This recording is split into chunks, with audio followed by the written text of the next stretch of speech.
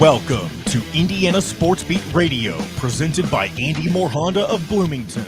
Know your role and shut your mouth, you jabroni! Fires upfield into the end zone, and it's caught. Jelani Woods, touchdown, INDY! 43-point night for Tyrese Halliburton. How do you like that, partner?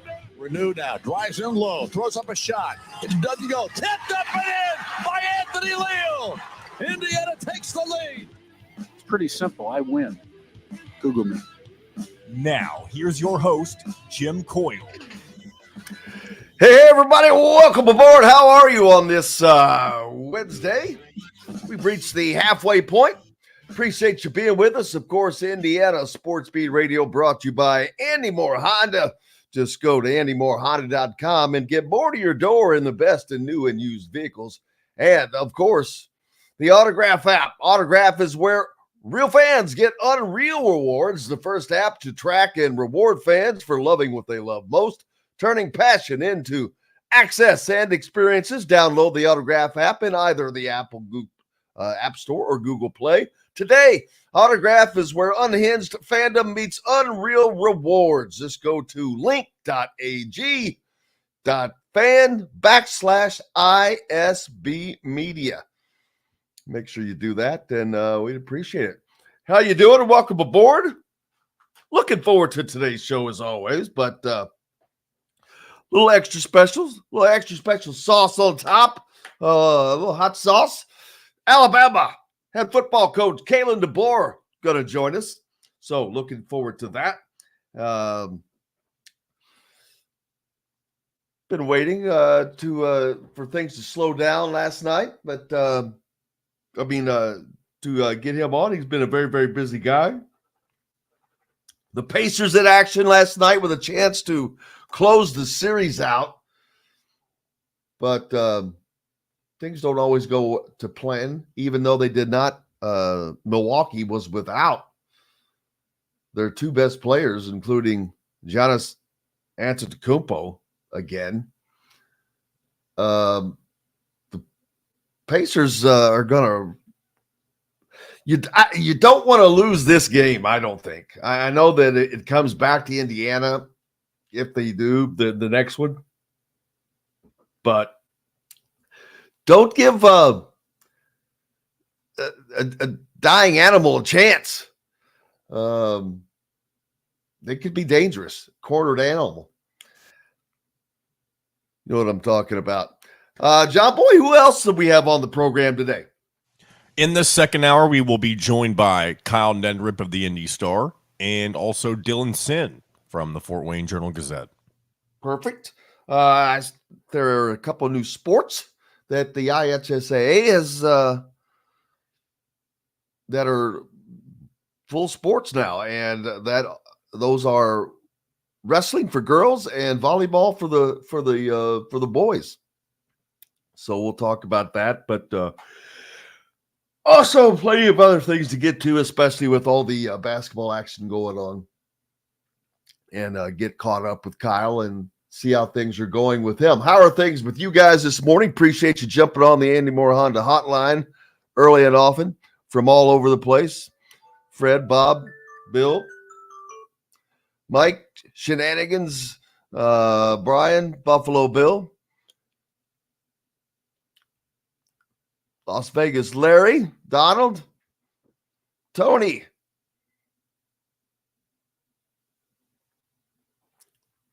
And no, there's no, he's asking if Tony's mentioned, does it happen today? The extra, once you're already in the portal, you're in. So, and when you add, that does not matter. Malik Thomas. I may have missed something there. Yes, Coach Signetti added another defensive lineman from JMU. Saw that just happened yesterday as well, which they are filling the gaps at defensive line there because that's probably I don't know if it's a secondary or the defensive line, which needs the help, but definitely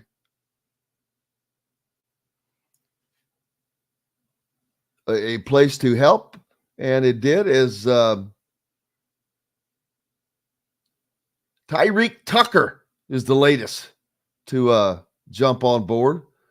Kind of a late transfer from JMU. I mean, I wonder, I'd have to go, but now I have to go look how many they have in total. That's a lot from a single team. But, of course, following Kurt Cignetti from his former spot, on his social media, it says, "Gonna keep making you proud, mama. Bloomington, let's work." That's from Tyreek Tucker. So he sounds like a good one already. You got to like that. But he redshirted his true freshman season in 2022 and didn't see any playing time. He appeared in all 13 of James Madison's games last season. He was a former unranked recruit, made 5 starts. So you want to talk about finding a diamond in the rough. That's one. But they got to continue to fill those holes on there for Indiana football on the defensive line, filling that void. Look forward to talking to the Purdue guys again and seeing where they think their holes are filling the most. And of course, we talked about this yesterday, but IU Athletics has reportedly reached an agreement on a new deal that will extend its apparel partnership with Adidas. A 10-year deal that keeps Adidas as the exclusive apparel provider.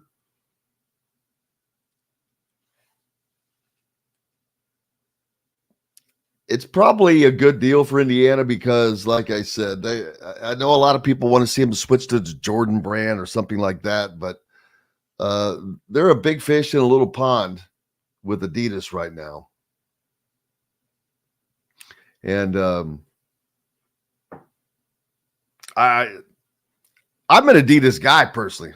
Oh, I'm accidentally wearing an Adidas thing right now. So there's that. And John, did you get that email I sent you from for the and I'm not sure if I sent it. I was going to say, I'll take a look. I don't 100% remember, but we can having we'll have someone else join us during the when Kalen DeBoer joins us from Alabama. It's hard to say for me to say Alabama, but if you've ever seen the movie Cousin Vinny, you're an effing Bama. You killed a good old boy. This is going to trial. Some great lines from that movie. What is going on in your world? What are some of the things that have caught your attention? Yeah, Hawkins is in the portal from Illinois. Tanis saying hello. I can't read that one, but it's funny. I mean, I could read it, but I can't read it on air. Wyatt thinks that Rick Carlisle lost that game last night with his atrocious substitution pattern. Thomas is the number 6 overall player, the number 2 shooting guard in the 2025, according to one of the site's services. Man, that's another thing. Indiana doesn't have a lot of room. You don't want to add a ton of freshmen, but we'll see how that goes. 5 lefts on board. Chris from Wotton, England. Appreciate you. And see, that's the problem about not winning last night. Look for Lillard and Damian and Giannis to play the rest of the way. And if the Pacers end up losing that series, and it's going to be tough, especially if you get Damian Lillard and Antetokounmpo back. They're most likely win the game at Milwaukee, and then you've got to come back home and that would be a big time collapse to be up 3-1 against a team that is without not one but their two best players. By the way, I could be wrong, but I believe last night's game was at Milwaukee, and Game 6 will be in Indianapolis. Oh, Game 6 will be in Indy. Yeah, you've been thinking it backwards. Bucks I've been thinking they had a seed. Well, I was wondering. Yeah. I was wondering why, but I was thinking that the next game was in Milwaukee. Of course, I was thinking of common sense and not doing the travel back and forth. Yeah. Because how dumb is that? But Pacers will have a chance to seal it at home. They lost on the road last night, so it makes more sense that they did take the L on the road. But they will have a chance in front of their home crowd to get their fourth victory and move on. Yeah, it's just that, especially if you get Antetokounmpo and Lillard back, though, it just makes life heck. And especially if their back is against the wall and they come back healthy, man, it's just going to be, if they cannot get this series put away, that will really stick in the craw of a lot of the Pacers fans. If there's any good news, though, the Knicks also lost as well, so they're going to Game 6 in their NBA playoff series, so they won't have that extra day of rest against the Pacers if the Pacers are to move on from this series. A conversation over on the sea. Wyatt says the Adidas is fine. He doesn't hate it, doesn't love it. He just asked for one thing. If the players and coaches are wearing it, can they please be able to buy it? That would make sense. You would think that would be the case. It's like they don't put merchandise out for certain sport, like you don't find much apparel in the line in the way of baseball or soccer. It's always been kind of weird. I've never understood that for a merchandising standpoint. But I'm sure that at the same time, they're not going to put everything out that the coaches and players wear, because that would be a lot of different SKUs, to use an industry term, to have. But I understand. Tana says, if Milwaukee starts Dame and Giannis, Pacers start Kendall Brown and James Johnson and use all 12 fouls as hard and with as much extreme prejudice as possible. That's that'll generally get it done for you. Trying to do so many things. Did I mention that Alabama head football coach Kalen DeBoer joining us today? Actually up next here in a little bit. So looking forward to that greatly. Haven't talked to Coach since I think they were preparing for the national championship, John. Is that right? Yeah, it was right around that time. So I see he's in the green room. We can go and get to our break and bring him in. All right, let's do that. We'll be back for more Indiana Sports Beat Radio with Jim Coyle, presented by Andy Moore Honda of Bloomington. My apologies. I heard your pause and thought you were. That's all right. Good morning, Coach. Hey, how are we doing? Good. How are you, sir? Great. I'm great. You look just like your picture. That's good. That's good. I appreciate it. That's a new one. I need to use that one more. I'm gonna steal that one from you. Go right ahead. Yeah, it actually just struck me because I used a picture in putting it out this morning, and it looked just like what you're the apparel. It's just about the apparel, baby. Yeah, I got you. Try to get some of this stuff here. Oh, take your time. I'm in a makeshift office here. We're moving, so I'm in a different spot here. We're moving or doing changing up and remodeling a little bit of my office here this month of May. So putting a bedroom and a side wing in. No, we're not going that far. No. Oh man, how's everything else been going? Good. Yeah, it's been going good. Guys cut staff are on the road, and so they're doing great. Players done with finals, and for the most part, so get a chance here, a couple weeks to relax mentally, physically. So they'll be back at the end of May. Get them out on the road and keep things quiet. Yeah, it is. It's been quiet around here for sure the last 2 or 3 days.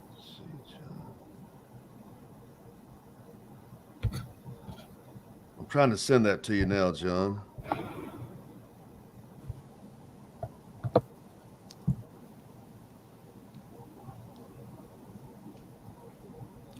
Oh, what else is new? How's the family doing? They're going to be moving here in about a couple weeks, so excited for that. That'll be great. It'd be great to have them here. I'm sure. I can imagine. Yeah, I'm sure it's. I just talked to. Oh, I've got to remember that. Bring that up. Yeah, they're going to be here. That'll be good getting that routine with them around. So. Well, you've got a lot of family around you already. You talking about out the fan base? The coaching staff. You talking about the guys that came with? Well, yeah, that and Kane. Yeah. That's what I meant. Yeah, the same thing with Kane and you know my guys well. So, all right, here we go, guys. 10 seconds. Or a grouper fillet and enjoy it cooked to perfection in Chop Shop Steakhouse. Chop Shop Market and Table, a part of the Wild Food Group, is your butcher, baker, and fish house, no matter where you live. This segment is brought to you by Freethink Apparel. Welcome back to Indiana Sports Beat Radio with Jim Coyle, presented by Andy Moore Honda of Bloomington. Hey, welcome back on this Wednesday. Of course, you recognize the man in front of you. If you're joining us on YouTube and upon radio, you're missing out. Kalen DeBoer, the head coach for the Alabama Crimson Tide. How are you, Coach? I'm good. Thanks for having me on, Jim. It's always good to see you. That's been man, it is awesome. 5 years now, probably. We've been going 4 or 5. Yeah, pretty good. Got a pretty good run going. And I'm going to take all the credit for all the success that keeps coming your way every time. As you should. I'm just kidding. I was just thinking. I looked up. What a meteoric rise from Sioux Falls to Alabama. It's only been 15 years between being at Sioux Falls, if I'm correct, and right now. Is that right? Yeah, that'd be 2010 or 2009 was my last year at Sioux Falls, but there was 10 years there. There was a lot of time that was put in to get to that point. So yeah, it's been a lot of opportunities and great moments. Being at Indiana would certainly be one year that especially my family's heart as well. Yeah, it's just been a great to see that as well, though, because it's just a different thing, and you don't always get to see guys that start out. You were an All-American player, much less, and then the coaching, you were an All-American coach right after that, winning all those championships, and is to really just burrow through. But talent is hard to keep down, and talent is something that you definitely have in spades in doing what you do. A great run at Washington, And congratulations on getting the guys in the draft that went. Rome and Tony joining us there. Rome and how about a surprise pick for Michael Penix Jr. going number 8 to Atlanta. So it's got to be proud. You have to be proud when you see those guys go, and they're going to achieve great things. Yeah, it's special because we all know, especially you do, with what Michael went through, and just injuries and adversity, and he just continued to plug away. And he's a special person, and just kept believing. Had a great support system around him, and just the last 2 years, just everything he did was amazing. And he and the other guys from Washington couldn't be more proud, happier for them. Getting their opportunities, they deserve it. They've worked extremely hard for it. So, it was a special weekend for sure. Well, that reminds me of someone else who's worked hard for everything, and that would be Kalen DeBoer. And so, first of all, congratulations again. Could you have ever imagined being in this position that you are? I mean, this is the pinnacle of college football. Alabama is the top. Coach Saban just took them to a different level, and where they have kind of stood alone, to be honest with you. I'm not telling you something you don't know, but I mean, and now you're standing on that peak. Yeah, I mean, I think that if you go back to when I first started coaching, I loved being a high school coach at Washington High School in South Dakota, in Sioux Falls there for 2 years. And man, I could have done that forever and enjoyed it. Was with great people there as well. But, being at Sioux Falls was just 10 years, 5 years as a coordinator, 5 as a head coach. It was the same mindset. It was just enjoying the moments, enjoying the championships, the players I got a chance to be around and coach. But I think that, there came a point where you kind of realize like ball is ball, and it's just a matter of getting the right opportunities, being around the right people, and, continue to grow. Southern Illinois, Eastern Michigan, having those experiences and the people you're around, to where you just kept adding to, not your style of coaching, but just whether it's offensively or just organizing a team. You just continue to see great people, great leaders do it in a little bit subtle and different ways. And, I've kind of taken those things and just add them to what because it all fits what I believe in. And when you believe in something, you just work as hard as you can. And I fortunately got like-minded staff around me that carry on and continue to build the culture that I want in the program. And, here you are, just one day at a time, staying the course and keeping the faith, as my coach that I played for back in the late 90s, mid 90s would have said with Bob Young there at the University of Sioux Falls. And that goes for your staff as well, as we've noticed that there are some familiar faces that are on the Alabama staff that were with you at Indiana. It's amazing, to be honest with you, the number of guys that are there. But your offensive coordinator, Nick Sheridan, was in the same position at Indiana, and of course Kane Wabach, who was the DC and is the DC there now, but went on to become the head coach down in not too far away. You didn't have to go too far to get him. Yeah, both of them kind of different routes as far as Kane getting a chance to go be a head coach, and then it being here in Alabama and all his connections. Of course, it goes back even beyond his time coaching. His dad was in the SEC for many years as a coordinator and well known. But and then Nick, Sheridan, met him there at Indiana, and I think what I saw with both of those guys at that time is how sharp they were. That their hearts were in the right spots. They were extremely hard workers. They're both of them. I kind of alluded to it with Kane, but they're both like sons of coaches. They've been around ball. They've been around the game their entire life. They get it. There's a knowledge piece, but there's also just a lifestyle piece that they both have. And they just every day were so critical to our success back in 2019, whether it be offensively with Nick or just as a team. And the way Kane was willing to work with me to help make sure our offense was in a good spot so we could have success as a team.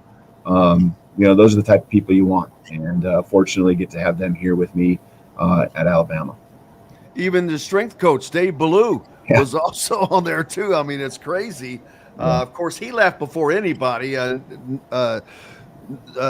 Saban saw the wisdom in that and pulled those guys out and down to Alabama. So he was ready and waiting. Did he have a welcome basket for you?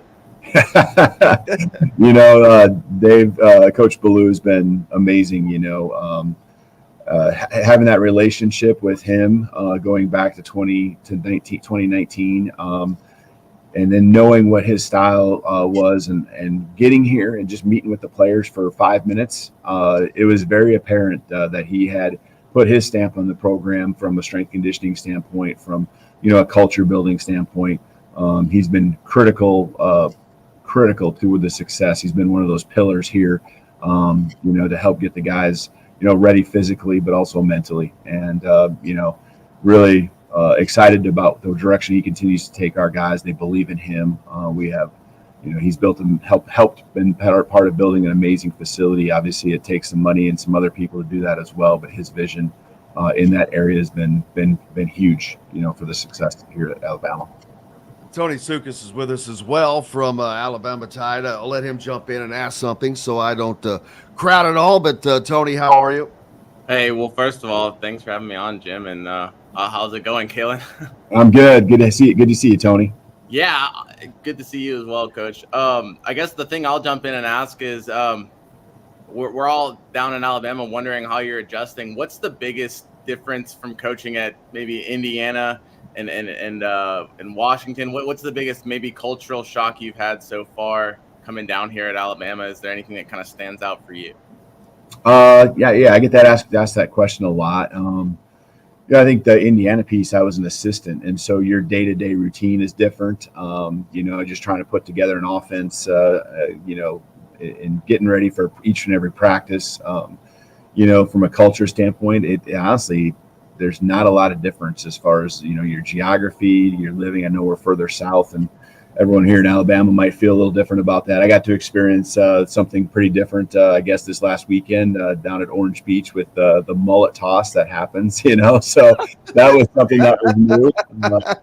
Down with a few, our basketball coach Oates, and a couple players, and I got to experience that. But you've got to explain a mullet. What is the mullet toss? A mullet's a fish, and they just throw it. It's exactly what it sounds like. Oh, I was thinking of the haircut. I'm like, no, that's wrong. Going down the wrong road. Right there on the beach. On the beach. So a mullet hair toss would be just as interesting, though, Jim. I was wondering how that was going to work, so I was like, I've got to hear this. Yeah, I needed to explain better.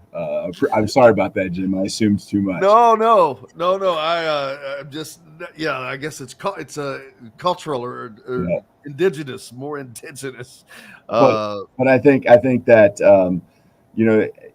I think just in the end, the people that I'm just engulfed with right now is our team, and there's so many similarities. You asked even Washington. I mean, there's so many similarities on just the mindset guys have. They have it here. They want to be the best. At Washington, those guys wanted to be the best, and there's a lot of similarities. And the fortunate piece when I've gotten to go different places is I've gotten to choose where I get to go. So I went to Indiana. I got to choose to be around great people there. When I went to Washington, I got to choose to go be around some amazing people there as well. And so that's the case here at Alabama, and they love their football. Being at the spring game with 72,000 people there. I hadn't experienced anything like that. Landing with my family the night I got the job and meeting the team and having what felt like thousands at the airport there to show their excitement and greet you. That was a special moment for us all too. So there's been pieces along the way. When you walk into high school right now with the script A, on your chest, especially I was able to do that in January, February, the first week in February. People are excited to see you, and they understand what that A means. Well, I know that you knew going into this that this is a different beast, but what was the first thing that really said, that really hammered that home? Like you just mentioned, arriving at the airport or the spring game with 72,000 people. It's just different at places like Alabama. Alabama is just one of those few, though, that is at the top, and it is really different. So, but what was the first thing that really hammered that home? I think those are it, but I also just know that, just generally speaking, the excitement that prospects have had and wanting to come to campus when they get those invites during spring ball or junior day that we had earlier. Those things I don't want to say it's easier, but man, you have their ear right now. You know them and their families, and I think inside the facility, some of the resources we have, not just the people, which I think are amazing, but the resources we have that are available, and seeing some of those that our players have the opportunity to utilize each and every day to help them be their best. Those are things that just keep adding on. And, it's not just the size of the weight room, it's what's in the weight room. It's just the flow of the whole facility and how we can be efficient. There's just a lot of things that have been well thought out. Tribute to everyone who's been here before as well. Obviously, Coach Saban, had some vision and a lot of say in what all has taken place here over the last 17 years. I will say, that Alabama A might help you in recruiting. So do 10 draft picks. You matched Alabama with 10 draft picks this year. It's not often that Alabama gets matched by a Washington team. But how much does that success in the draft kind of help you on the recruiting trail? And is that something that you're kind of preaching to kids in terms of the development that they're going to see in this program? Yeah, I think all those things do matter because these guys that come to Alabama, and these guys are looking to go to the right place and make these decisions. They want to know what their development's going to look like, and that's one of the greatest ways to gauge and measure the development that they're going to have. And again, I've just talked about the resources. Now you talk about the people, and the people that have done it with me, at different places, or have done it successfully if I haven't been with them, are here in this program, and we just trying to show them the vision, show them the way that we foresee these prospects and their futures happening to where they're going to be drafted when their time comes. And so, our first round draft picks when their time comes. So it's been really cool, kind of building on that momentum. Whether it's the guys that are here from Alabama that got drafted, or the guys that I got a chance to develop there at Washington. Kevin Brockway, a good friend of mine, you probably don't remember just only being here a year, but he was covering the Hoosiers when you were here. Now he's down in Gainesville covering Florida, which he was down there before. But he went to his mullet toss back in 1999 at Fort Walton Beach. So I'm getting an education here today, man, and I appreciate that very much. What has it been like? And I know this is not something that you think about, but filling Nick Saban's spot, I started to say shoes, but following Nick Saban, who is looked at by many as the greatest college football coach of all time. If you looked at it, I guess it would be pretty damn daunting. Is the best way to just not worry about that and just continue to forge your own path? Oh, yeah, I think it's impossible to use the word replace, whether it's, like you said, replace his shoes, replace the legacy he's left. I think, you have to make it your own, but, I think you also, this program is what it is because of everything he's put into it, as well as others, right, that were alongside of him or even before Coach Saban. So, he's built this program up into something special. I take special note to the things, whether it's the processes or, what everything that had been done during his time here, because I'm sure he went through a lot of those, measurable kind of, decisions that were made to get to this point. So, but from my end, I got to be who I am. And that's just how it's been. That's what's led to the success I've had wherever I go. I think, it can work in different ways, and everyone here has embraced me in a way where, I couldn't ask for anything more. It's been an awesome 3.5 months. Tony? What has been the most challenging thing you've faced? I mean, you've been able to handle most things pretty well. Has there been something that's, been a challenging time since you've gotten to Alabama that maybe it's tougher than you expected to deal with?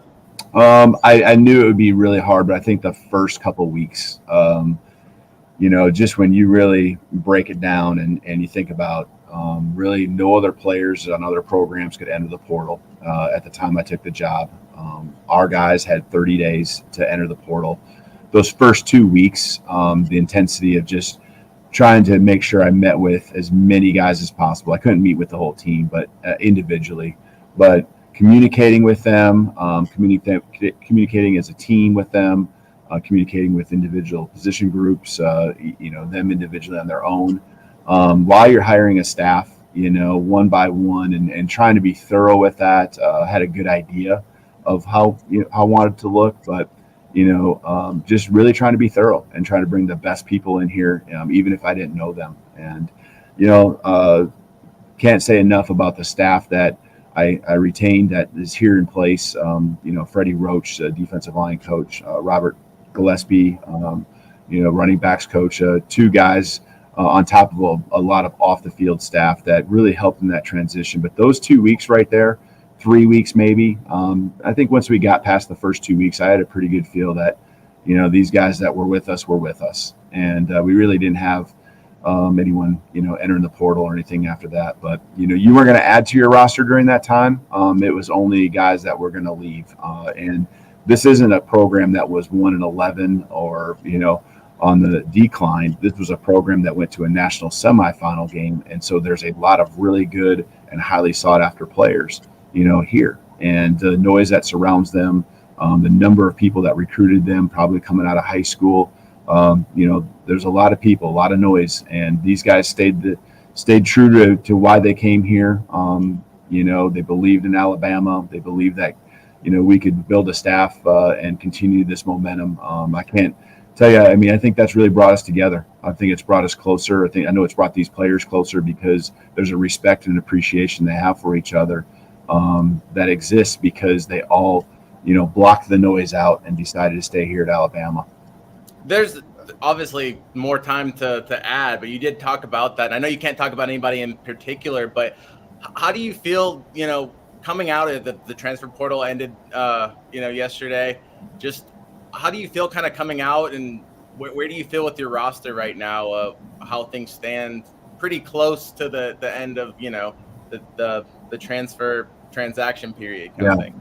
Yeah, I think as far as, we just had a couple spots that we could fill, and we needed to upgrade just a couple areas, roster wise, and build some depth on top of just also some guys that could step out on the football field and be starters for us. And so I think that's continued to evolve, and I think we're headed in the right direction. But there was just only a couple spots that we had to work with. And so we've had a couple situations, but I think in the end it's going to work out to where we're better off with what we have in the program, with the talent level.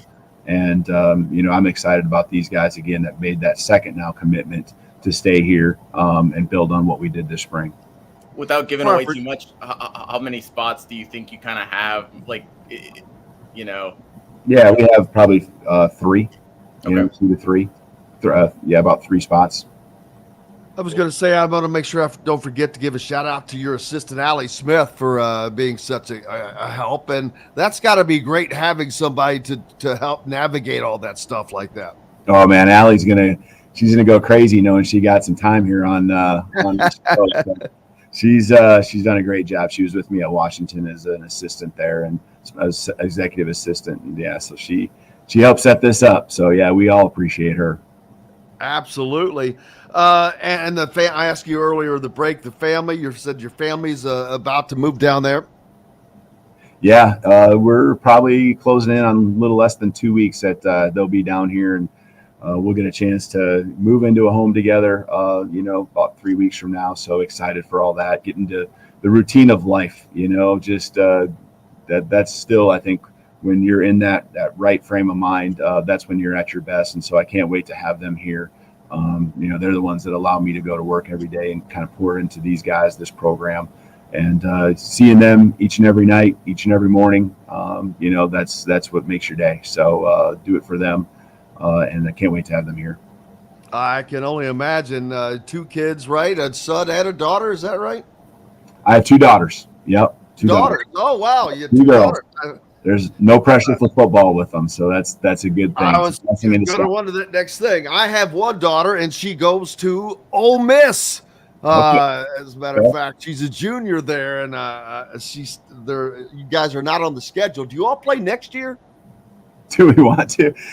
We got a tough enough schedule right now, so I think we're good with what we got. We don't need to add any more teams. I can imagine. When it comes to the portal, are there things that you'd like to see changed with it, with how it's in its current stance?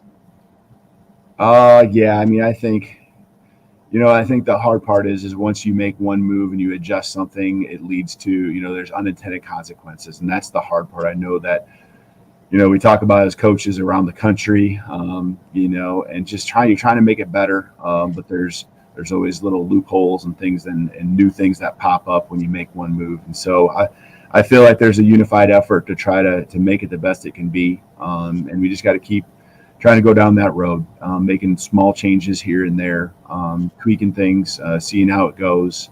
We got a lot of smart people that know that make decisions, but again, there's a lot of other, like I said, unintended consequences that happen when you make drastic changes. So, moving a signing date up to earlier in December, I think is a great move if we get that, or get to that point, which, could be a possibility. I get nervous, real nervous moving it up into, the summertime. I just think that, again, there's going to be a lot of things that pop up that we don't want or aren't ready for, and so got to be careful when it comes to those type of big moves, because everything just gets moved up when you move dates around like that. What has been the most difficult adjustment for you in making this move? The bit difficult adjustment. That's a good question, Jim. I think you just know it's going to be part of it. You're starting over from scratch. You're building all your processes with your coaches, with your off the field staff, because it's a new group of people. When you're at a place and it's flowing and you're in a rhythm, just how your recruiting staff and that process works there, or how it looks to even just developing and put together practice plans for spring ball. Just everything starts over. The communication, when staff meetings are, you set that and it's easy, but there's a lot of people involved. When we sit around in the room for a staff meeting, you really realize how many great people, but how many people need to always be informed on what's happening, and the efficiencies. I think that's the key, is can you get those efficiencies in place? So that's to me, it's not, I mean, it's difficult, I think, but I've been through it enough to know how to get it going. And I think our staff's done an amazing job, because in the end, that organization trickles down to how the players feel, and they feel about the plan, and they feel about just the execution of things. And I think our guys feel really good about the organization we have in place, what the calendar looks like, how we do things. So I think that's a lot of it, is just getting your processes in place. Tony, you may have to help me out with this one, but will Kalen become the first coach to go to back-to-back college football playoffs? It's going to be easier since it's 12, but I'm thinking even further than that, with 2 different teams in back-to-back seasons. I believe so, right? I mean, maybe Kalen, you would. It's 8:20 here, so yeah. I have to get my brain wired and thinking about going back through that. But I can't, off the top, I can't think of another coach that's done that. So no pressure or anything, Kalen. But we're right. Thanks, Jim. The playoffs. Yeah, no, I'm not aware. I would have no idea on that, but that's the goal, right? That's what we're working for every single day. Tony, go ahead. Is there, a chip on some of these players' shoulders where I think, I think there's just a general assumption that things were going to crumble with the change and the transition. At one point, it seemed like the sky was falling. You mentioned those 2 weeks, that 2-week period. Just the players that stayed, what is the mindset like, and how much, I don't know, fire is in their bellies for, trying to prove some of the doubters wrong? I would definitely say that there's something that they have. Number one, just building on and coming up short last year. From the goals that they had to win a national championship, and so I think we've been able to really come together because I came up short with my personal goals. With Washington where I was at as well. So that's been kind of a uniting kind of idea and thought there. But I also do exactly what you say. Believe that, that it's not to slight the staff that was here before because they were amazing, and Coach Saban obviously did a great job. But I think in the end, the guys know that they're the ones that make the plays. They're the ones that get it done on the football field on Saturdays, and they want to prove that they can go do that again. So. I believe that, I know that they're the ones and that's why we always talk about our culture and just what we want our team to look like and how important it is to be player led. Their investment, their ownership is what's going to lead to the success, and how well they execute and what that looks like on Saturdays and the level that they're playing at. So I think they, call it a chip on their shoulder, call whatever you want. I think that they do want to prove, that they have what it takes, that they can take it to the next level, I think we've built a great relationship as a coaching staff along with these guys, and wanting to do it together, I think, is something that they're excited about as well. When I've had conversations with people about the move, and people say, well, that's a big thing, shoes to fill and this, that. I'm like, you know what? And which in my opinion doesn't mean a lot, but I always say that if you are around Kalen DeBoer for even as little as I get to know you, that's all it takes. It's just a different, you're not hung up on things. You don't have this giant ego, and your ability to reach people is you're just the everyday guy that happens to have this psycho great football mind. And I'm like, he's going to do fine at Alabama.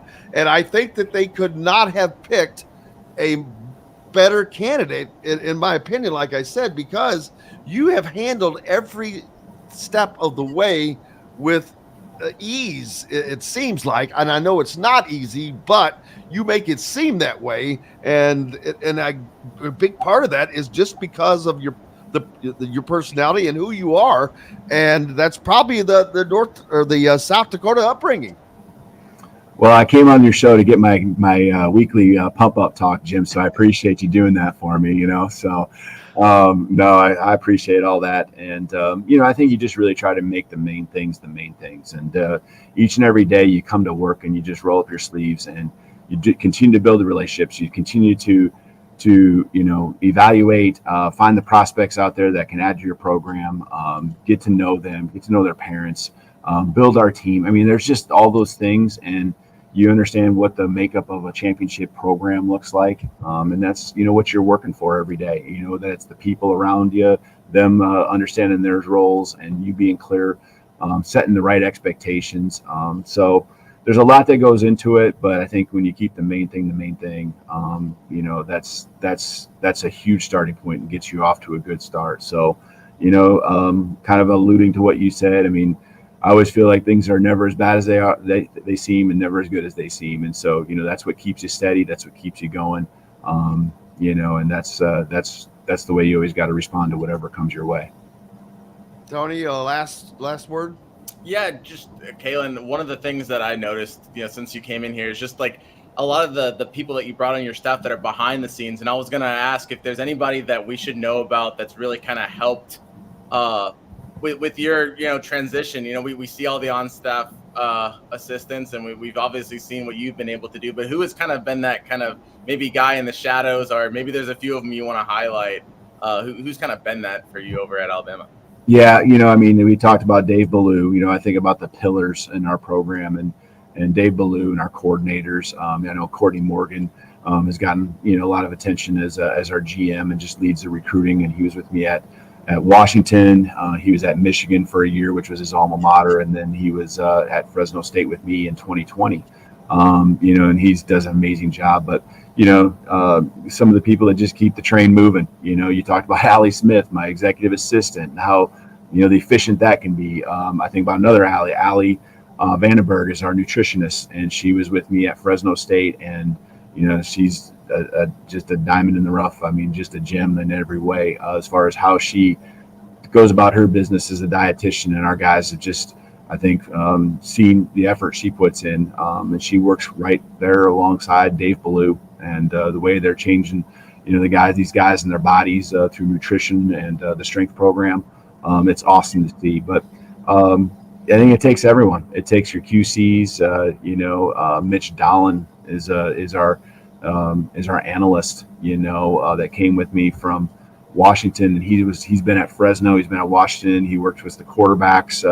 Worked with Ryan Grubb closely there.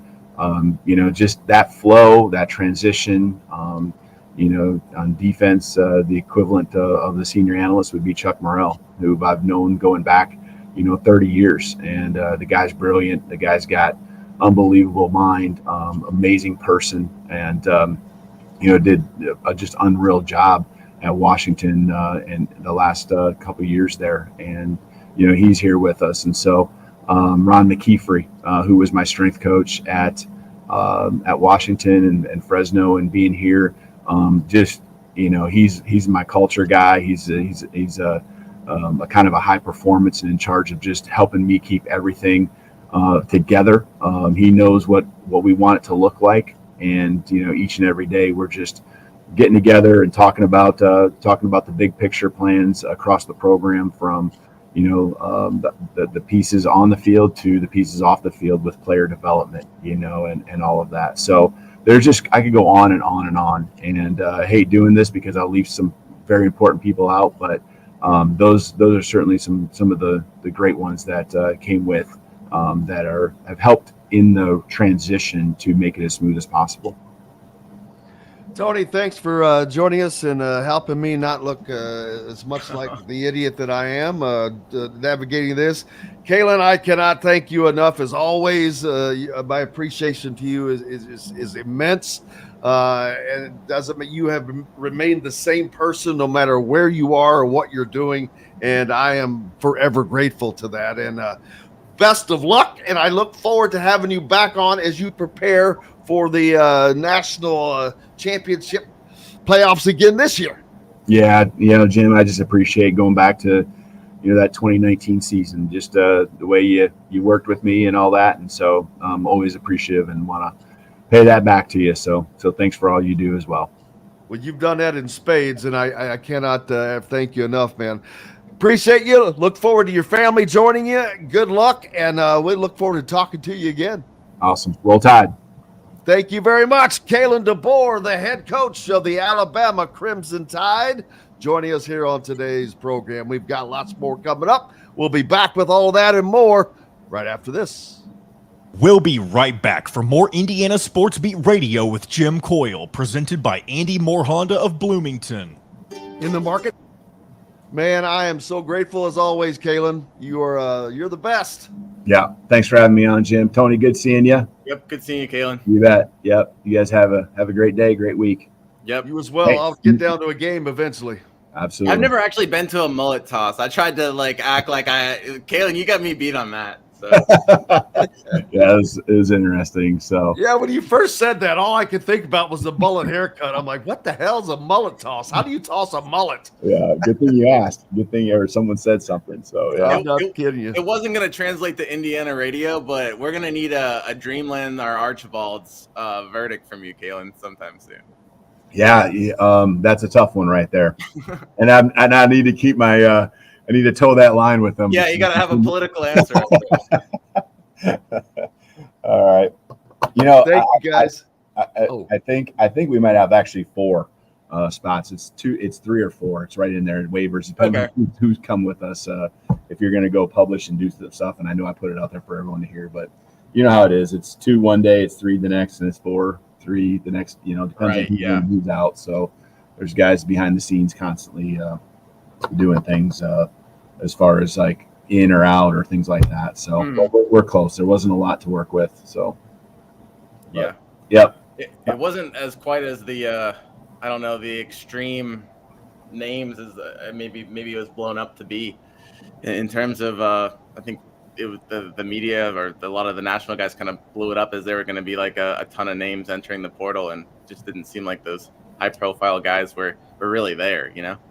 Last year, I know it was that way for sure. There was a couple, but last year it was the same way. And so, you know, I knew that we needed to be strong with our January time, you know, because I knew that this portal, it wasn't like you were all of a sudden going to just transform your roster at this time of the year. Yeah. With these difference makers. So last year was the same way because we were looking for a couple spots at Washington and they never popped up. The year before, maybe very similar, you know, but I definitely know last year we were looking for just one or two pieces, you know, and really they never popped up, you know. You just can't take players, you know, because you'll bring in a guy in and someone will leave, you know.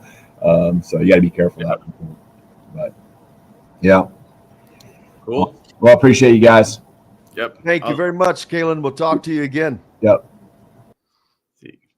Thanks, Tony. Appreciate you, brother. Yep. Thanks for having me on, Jim. And I'll get that sent down to you. Awesome. Sounds good. You bet. You All bet. Right.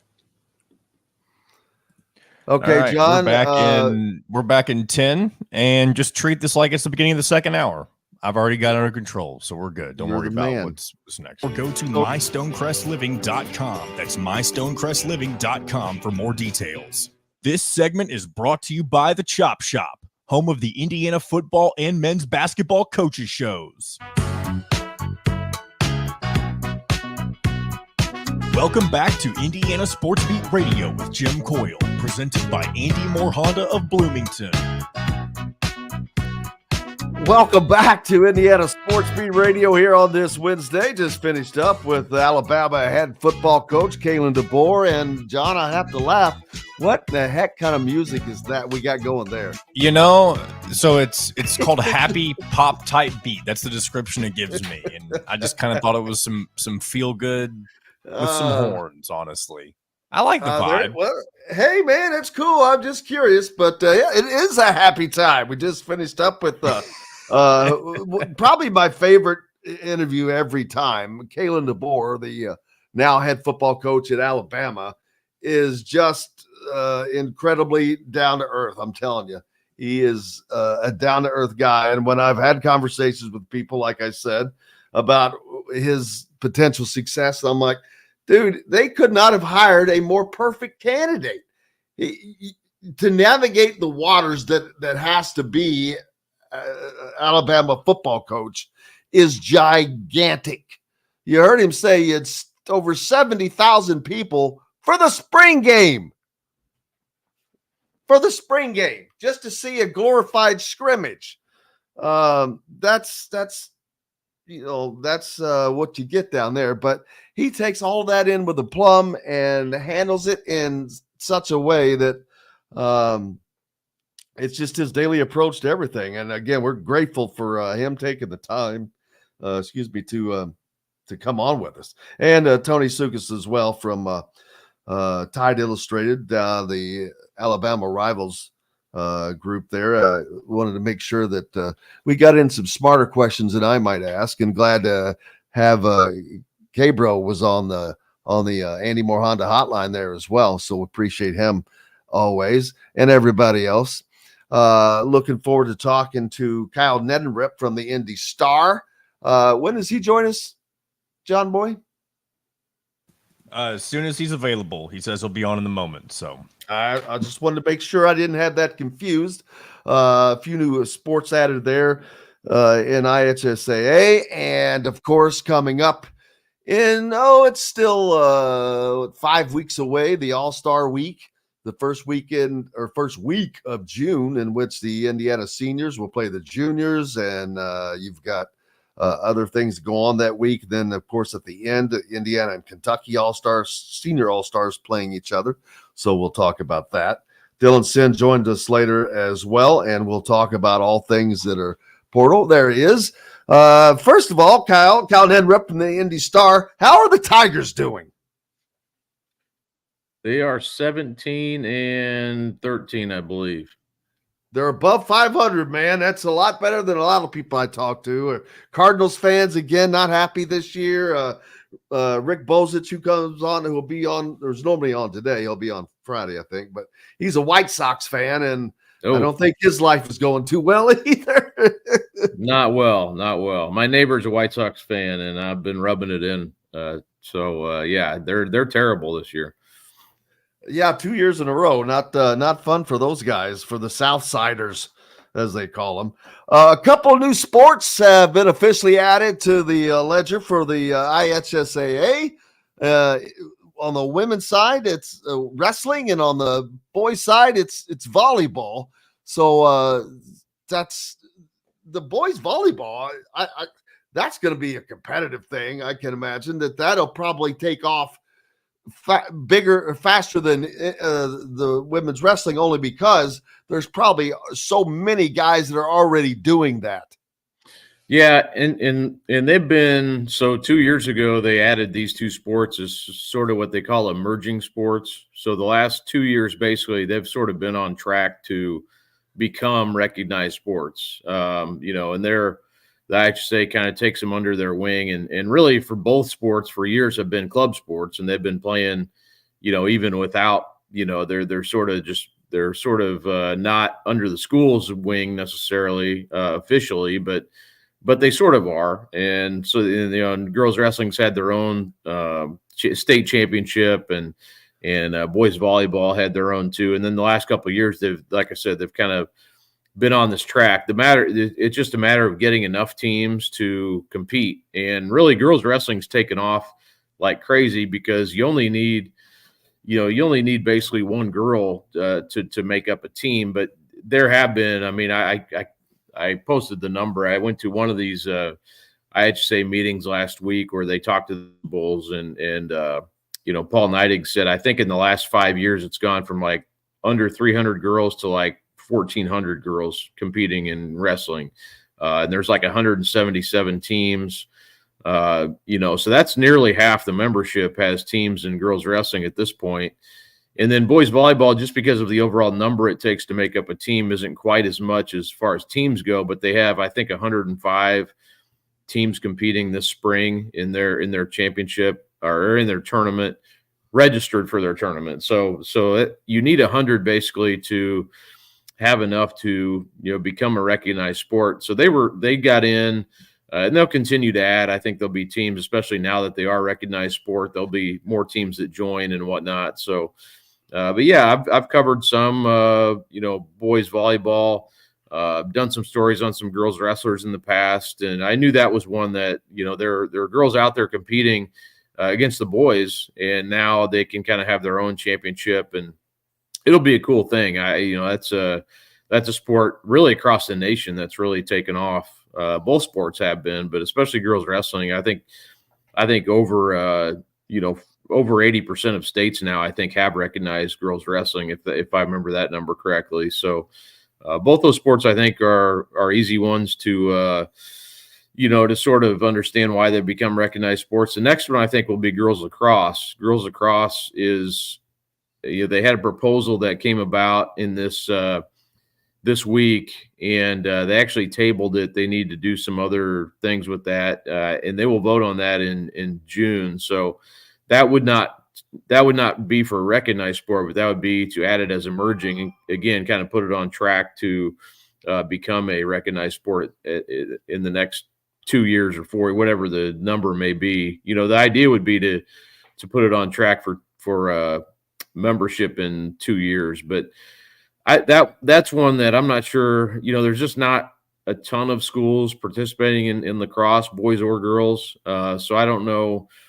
That may be not quite as easy to get off the ground. It's a little bit more expensive of a sport and all that, but definitely one that's growing, and they've had club championships and whatnot for a long time now. So we'll see on that front. But yeah, those two, I thought, it seemed pretty clear that girls wrestling and boys volleyball were on that track, and that became official on Monday. Yeah, I'm surprised at the draw, and the numbers are obviously showing that there's more than there, but the draw for the girls in wrestling. I'm like, okay, they must be that's a way to take out their frustrations about I guess I'm just kidding, but it's a hard sport. If you didn't wrestle, let me tell you, wrestling is one of the hardest sports there is. It's the conditioning that it takes, the self-discipline that it takes. It's hard, not hard as in dangerous, but it is hard on you, man. You have to be an athlete. Oh yeah, I mean, I'm not telling you from experience because I played basketball in the winter, and I wrestled for one time, brother. So I'm not saying for much, enough to know how hard it was. Yeah, my cousins wrestled, and I would be the guy growing up. You'd be help out sometimes with the towel or whatever. You'd just be watching them, watching them participate. But I was more of a football. A lot of my football teammates wrestled, or our fullbacks, our two fullbacks who were friends of mine, they always wrestled. So we'd see those guys go into the wrestling room while we were practicing basketball or running around, and you just go. It develops. I think wrestling's a very tight knit sport. I know, especially. I mean, growing up, it was like, man, those guys. It's almost like you're in the army, with those guys, and it felt like they were very close knit, very.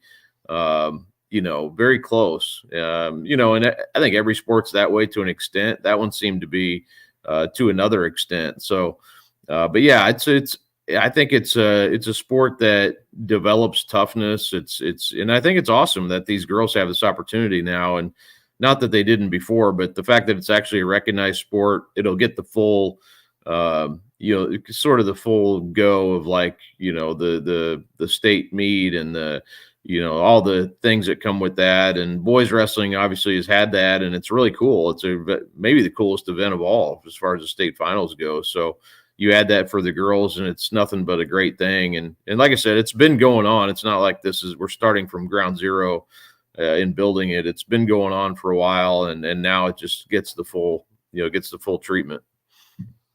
Yeah, and they're jumping in with abundance, and so now we've got 2 more state finals for you to cover, huh?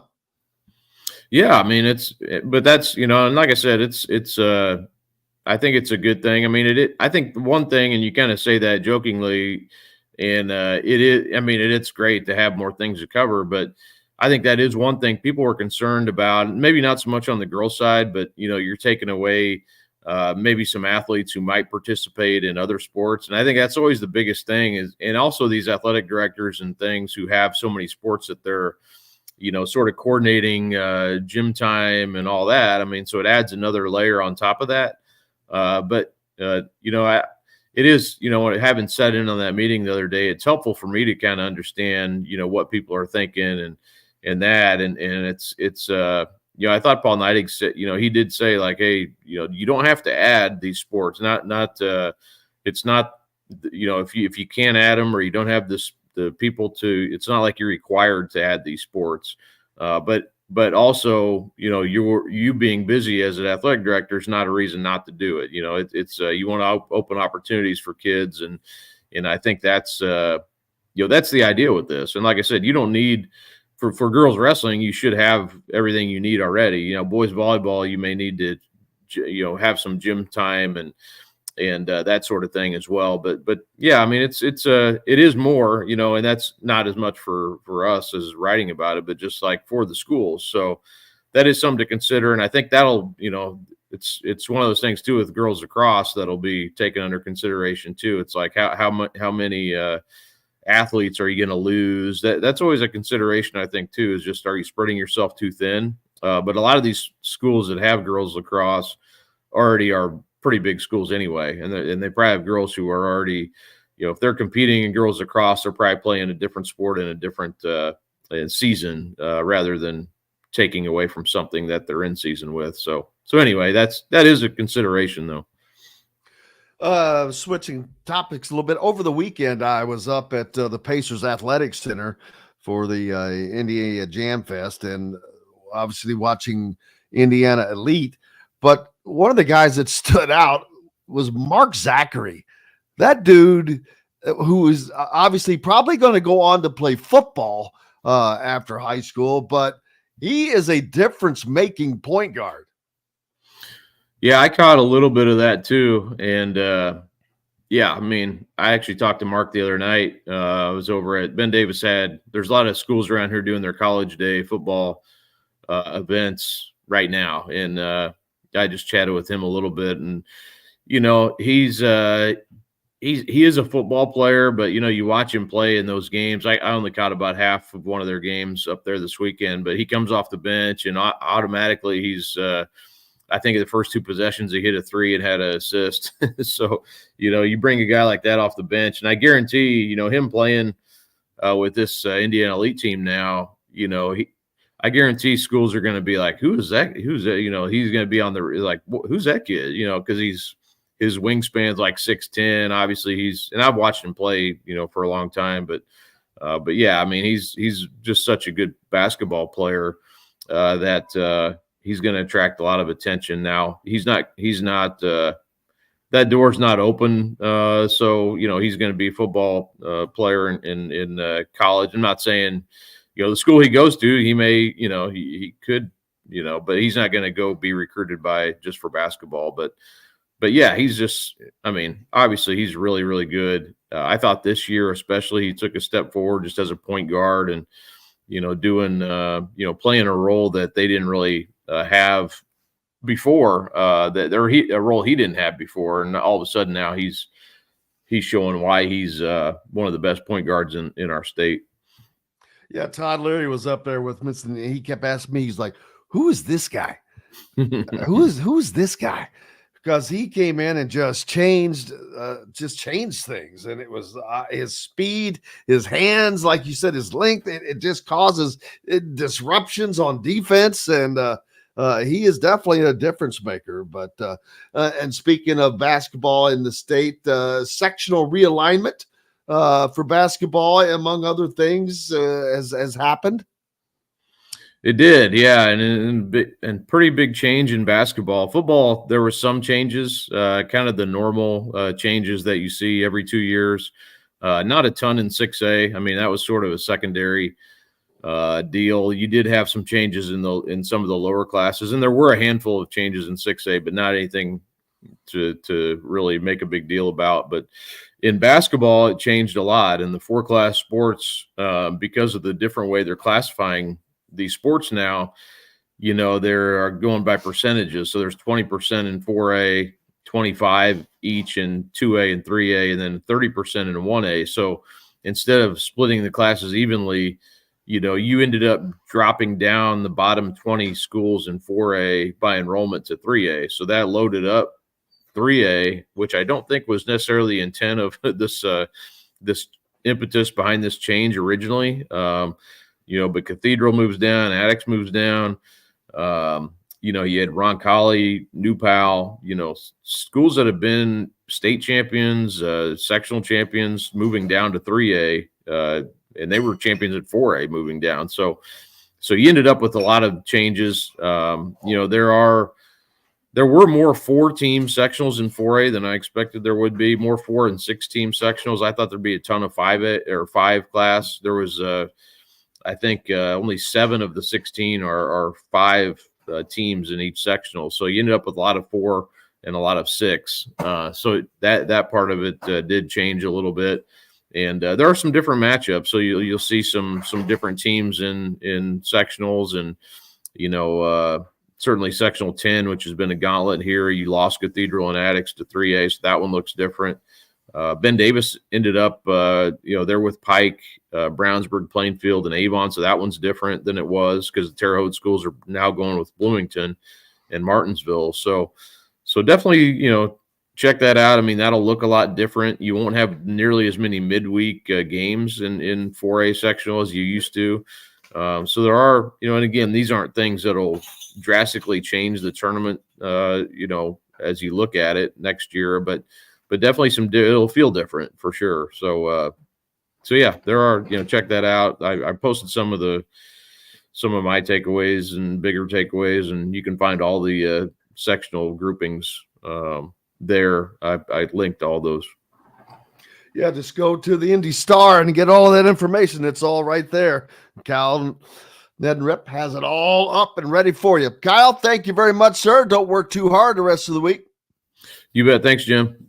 You betcha. We've got lots more coming up here on Indiana Sports Beat Radio, brought to you by our good friends over at Chop Shop Market and Table, home of the Indiana basketball and football coaches shows, located just north of Bloomington High School South on South Walnut. Is your local meat shop, steakhouse, and caterer no matter where you live.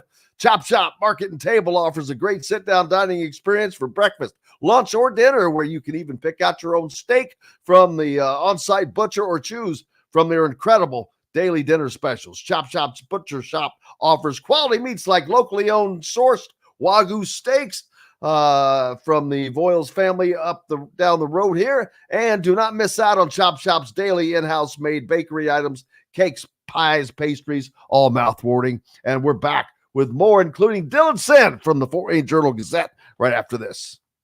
We'll be right back for more Indiana Sports Beat Radio with Jim Coyle, presented by Andy Moore Honda of Bloomington. Hey, Dylan.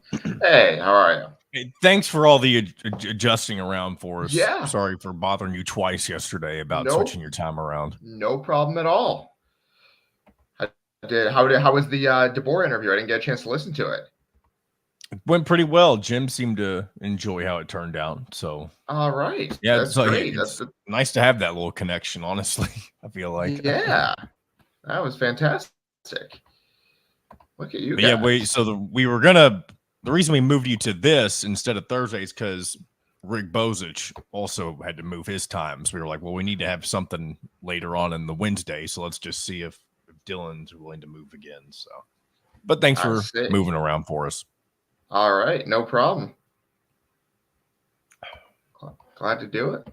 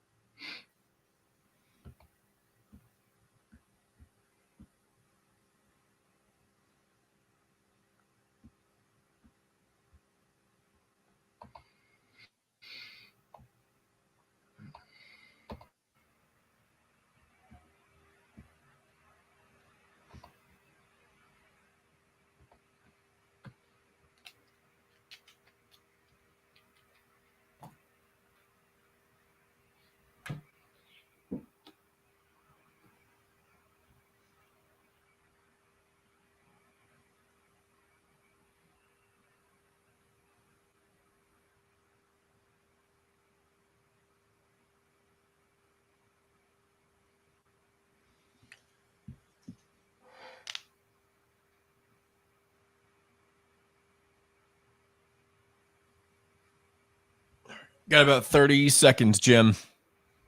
Nobody beats the prices and selection of Andy Moore Honda in Bloomington. Right now, get a brand new Honda with no payments for 90 days. That's right, 2023 and 2024 Honda Pilots, HRVs, CRVs, Honda Ridgelines, payment-free for 90 days. Or get 0.9% APR financing for 36 months on a 2023 Honda Ridgeline. Go to AndyMooreHonda.com and get more to your door. This segment is brought to you by Hoosier Hanks East. Welcome back to Indiana Sports Beat Radio with Jim Coyle, presented by Andy Moore Honda of Bloomington.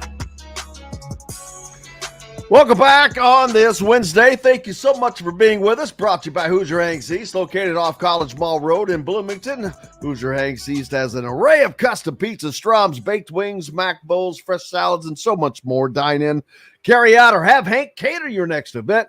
Hoosier Hanks East is a great place to watch the games or gather with your team after the game and use their exclusive party room for your next gathering. Order online at HoosierHanks.com or visit them at 1285 South College Mall Road.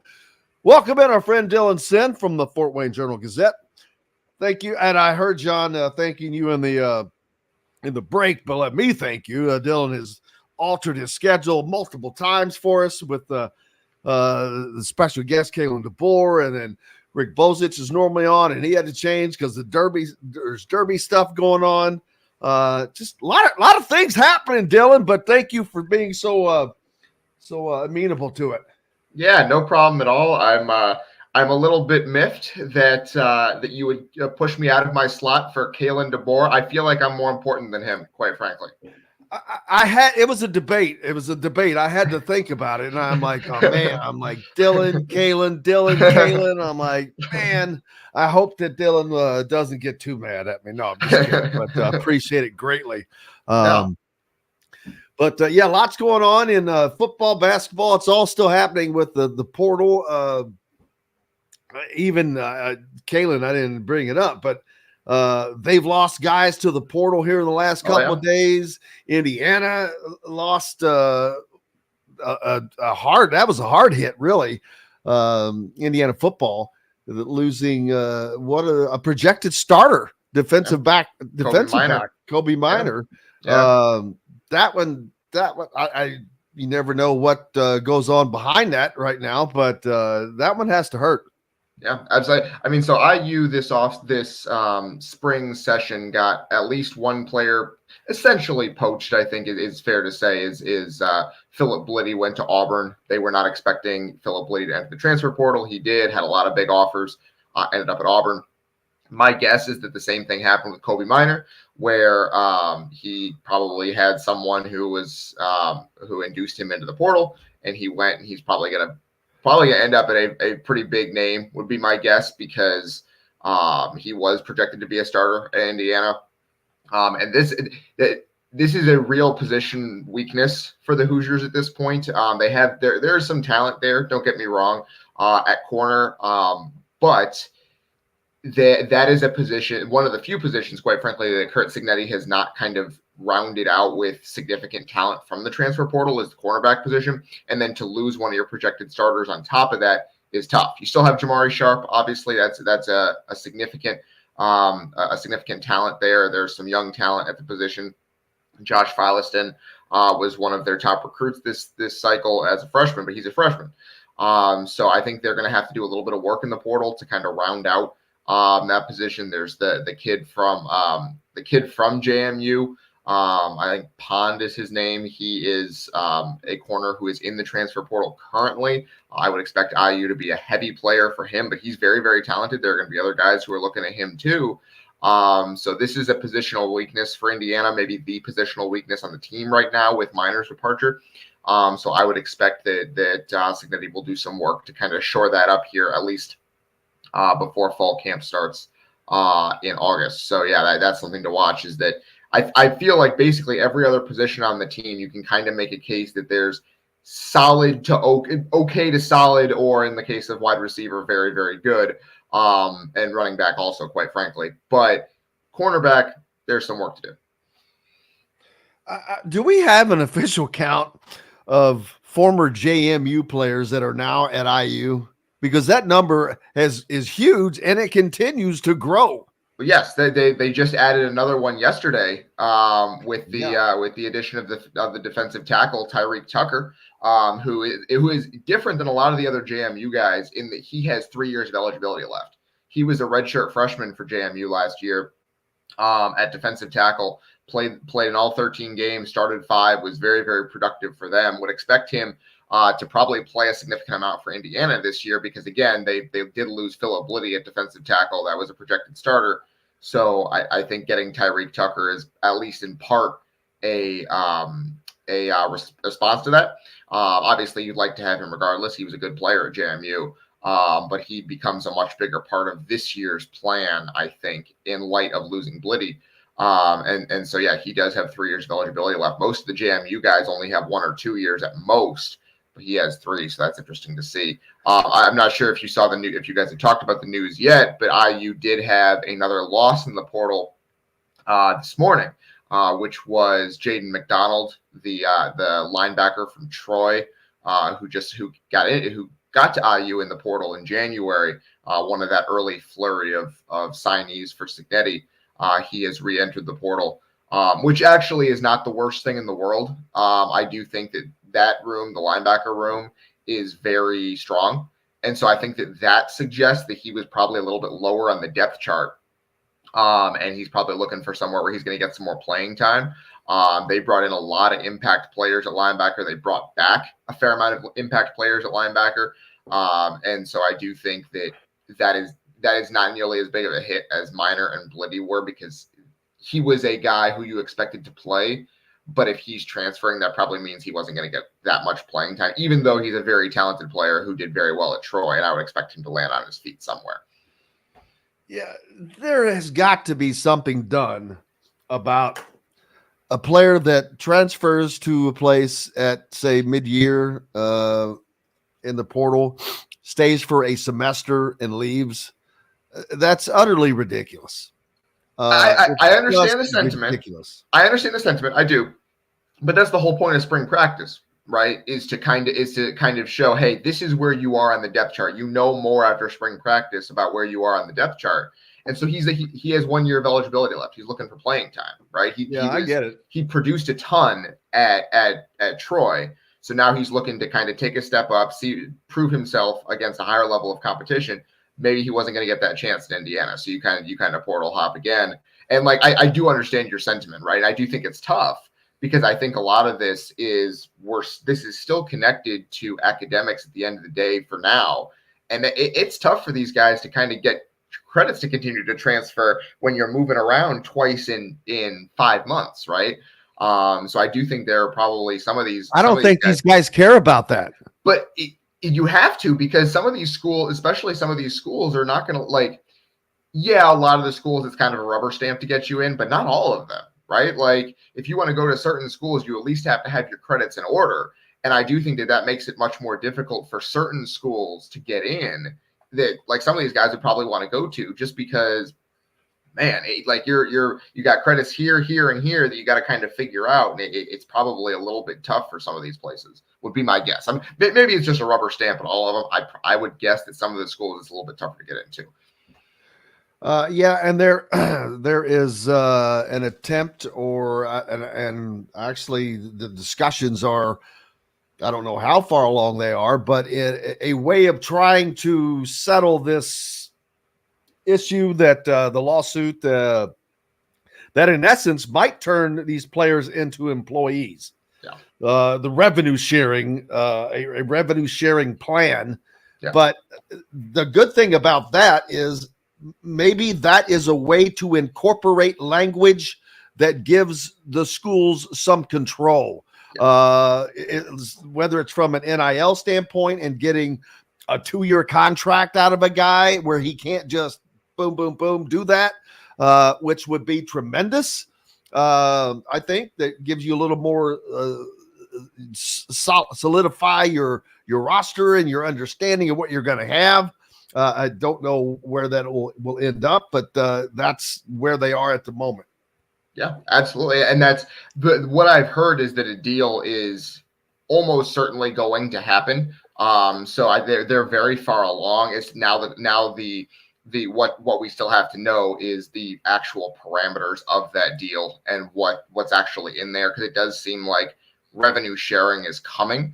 And whether that means, does that mean contracts? Does that mean all of the players on a given team are just getting a flat percentage of the cut? I don't know. Because I think at this point, even a lot of the coaches would be fine with contracts, just because it gives you a little bit of certainty, right? And that's the point of a contract, right? Is it gives both sides some certainty, because what we know is that a lot of these players are processed out by these teams, and they don't have as much control as they would like at times either, right? Like, there are guys who would like to stay at a school, and they're told basically in no uncertain terms, hey, it's time for you to go in the portal, right? And so I think that contracts would help with both of those sides, where it's like the coaches know, I'm going to have this guy for 2 years, and the player knows I'm going to have a scholarship and some income for 2 years, right? Like there's certainty on both sides, and I think that would just calm the waters a little bit. But I don't know if that is part of the agreement that's coming. I don't think anyone really knows except for the people who are negotiating it. But that is the next major step that's coming here. And it seems to be coming pretty quickly. I don't know if it would be in place for the upcoming football season. It might have to wait a year. But there seems to be very, very advanced discussions of revenue sharing for some of these, all of these teams, really. And I'm fascinated to see where that goes, because that is, we had in 2021, we had a revolution with NIL. In 2021, we had a second revolution with the transfer portal, and now there might be a third revolution in 4 years with revenue sharing. Those are all genuinely enormous, like sport changing things that have all happened in the space of 4 years. And so there's always a tendency to say basically like, oh, this is the craziest college sports has ever been. And people have been saying that for 150 years since the advent of college sports, right? Oh, college sports is so crazy right now. But I do think that things are changing right now in a way and a pace that we have not really seen before. So I'm fascinated to see where that goes next. Yeah, one thing seems to spawn the other, and we'll see how that continues. But another thing that popped up, and this is the NCAA. To me, it's the NCAA continuing its absolute path of stupidity, which I know that is not exactly a shocking thing to hear, but I don't think I talked about this on the show yesterday because I think it came out late. But the two St. John's men's basketball players, Jordan Dingle and Chris Ledlum, they are suing the NCAA and Queens Supreme Court and are seeking injunctive relief after their request for a 5th year of eligibility was denied. Normally, I'm on the other side of a lot of these things. On this, I'm looking at the NCAA and thinking, what the hell are you thinking? This is why you lose every single court appearance you make, because you are doing things that are absurd. In this particular case, both Dingle and Penn, Dingle, who was at Penn, and Ledlum, who was at Harvard, they both played in the Ivy League. Well, the Ivy League shut down during COVID when others were playing. Yeah. Those others that played in that year were granted an additional COVID year on top of that season. Yeah. These guys that didn't even get to play were not granted a COVID year, which makes zero sense. And so now they're having to sue to get that 5th year. And I'm thinking, why on God's green earth, NCAA, are you so moronic? Yeah. But here we are. Yes. Like, it's the same thing that we've seen for years and years and years with the NCAA, which is basically there's never anything easy, right? Like they don't want to give an inch. And that's been the problem for years. That's why they lose mile after mile. Yes. That's why we're in the situation that we're in right now where things feel crazy, is because the NCAA for years did not give an inch. They refused up and down. They said, no, this is how we're doing things. And then eventually they started losing, and people finally said, all right, we're going to court. And they got to court and they got beaten and beaten badly, and again and again and again. And they're going to lose this one too. I can tell you that right now, because it's not fair. They are. Those guys did basically, they lost an eligibility while not they lost a year of eligibility while not playing a game. It's not fair. And both of, and to be clear, both of them have only played 4 seasons of college basketball. Right now, basically everyone in college basketball has a 5th year of eligibility because of COVID. They were there during COVID. They don't have a 5th year. It doesn't make any sense. And it's just, you don't even treat it like a redshirt year. It's crazy. I don't understand what the theory is there. And again, it's like I said, it's the NCAA. It's like football. I've used this analogy before, where you've heard of the bend but don't break defense. The NCAA is the all break defense. They're bringing an all out blitz on every single play, and boy howdy, for the last couple of years they have not gotten home. and it's a really weird, like, just intractability in that office, where it's like, we are going to make you sue us for everything that you want. And people have finally, over the last 15 years or so, people have finally said, all right, we'll do that. And when they get to court, they lose just about every time. And that's why we're in the situation we're in, because they could have done some of this stuff piecemeal over several years and over several decades, quite frankly. And instead, it all happened at once because the NCAA decided they didn't want to do it piecemeal over the years.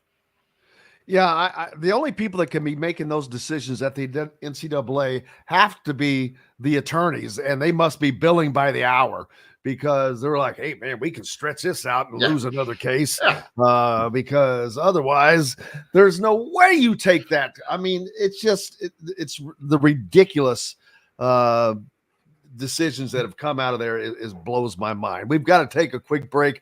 Dylan Sinn from the Fort Wayne Journal-Gazette is with us. We've got more coming up, and we'll be back with more right after this. Brought to you by the Ugly Grouper. You go located down on Anna Maria Island, Florida. Beautiful place if you're already in the area or will be. The Ugly Grouper has so much more than great food, live music, craft beers, and cocktails every day. Stop in and visit them on Anna Maria Island, Florida. We're back with more Dylan Sinn right after this. We'll be right back for more Indiana Sports Beat Radio with Jim Coyle, presented by Andy Moore Honda of Bloomington. In the market. Oh, anything you want to talk about? Not particularly. I mean, like we've covered most of it. I guess I'm not sure how much you guys have talked about Luke Goody yet, but he signed officially yesterday, so that could be something to talk about. Got the Humrick House kid from up my way in Huntington. He signed with Illinois. He went from NAIA to Evansville to Illinois in 3 years. Now that is a guy who is using his transfers wisely. Yeah. Just moving on up.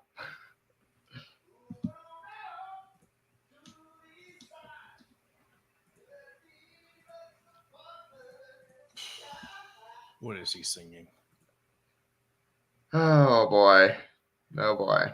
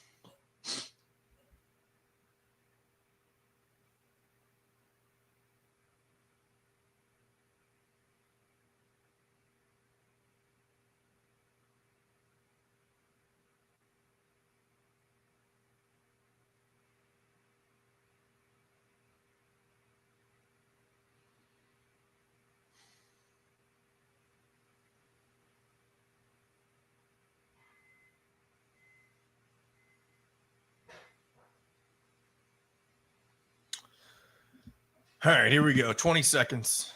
Everything you need to make a gourmet meal at home, or pick out a tomahawk steak or a grouper filet and enjoy it cooked to perfection in Chop Shop Steakhouse.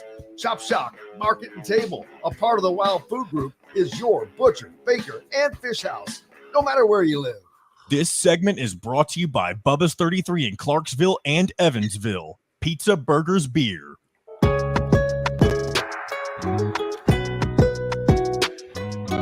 Welcome back to Indiana Sports Beat Radio with Jim Coyle, presented by Andy Moore Honda of Bloomington. Think fast, run fast. Chad Powers, baby. Welcome back, Indiana Sports Beat Radio here on this Wednesday. Dylan Sinn from the Fort Wayne Journal-Gazette with us. I heard you mention that Luke Goody, the former Illinois transfer, former home Fort Wayne native of Fort Wayne, officially signs with Indiana. It takes a while for that stuff to happen. It does, yeah. It's like they're going through background checks or something. Well, that's kind of what it is, right? Like that's what you're talking about with the credits. The credits have to clear. Like at some places, it's a rubber stamp, but even when it's a rubber stamp, the credits still have to clear with the admissions office, and so that's almost certainly what was happening. I know there were some IU fans because I saw them on Twitter and on other places getting very nervous that Umar Ballo had not signed for a couple of days there. It was like, oh, Rice and Carlisle have signed. Where's Ballo's letter? and so like it's that kind of stuff where it's like sometimes the transfer credits have to clear, right? And so that's I'm sure what was happening, but it's on a different time scale for everybody. But now they have all 4 commitments are officially signed, and so they can kind of move on and filling those last 2 scholarships. I did enjoy that they had they noted that Luke Goody's family is very there's obviously a ton of connections to Indiana there, and in the statement they talked about bringing him back into the Indiana University family. Of course, his dad played football there. His uncle played football there. His brother goes there. I'm not sure how much of this you guys covered on the show last week when he committed, but that was kind of an interesting thing when when Indiana played at Champaign this year. Goody's brother went to the game. Goody's brother goes to IU just as a student.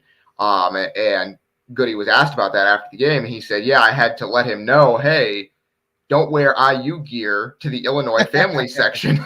Yeah, because he said his brother brought some of his friends from IU, and they watched the game in the Illinois family section. And he's like, "I had to make sure, hey, don't wear the IU gear while you're there." And then Goody went and scored 11 points in that game and had 3 3-pointers. And he was like, "So yeah, there's going to be some trash talk in the group chat tonight." So I always thought that was a little bit of a nice, especially now that he's transferred to IU, it's a little bit of a nice story to kind of come full circle now, and he and his brother will spend next year together. So that's kind of cool. But no, Luke Goody.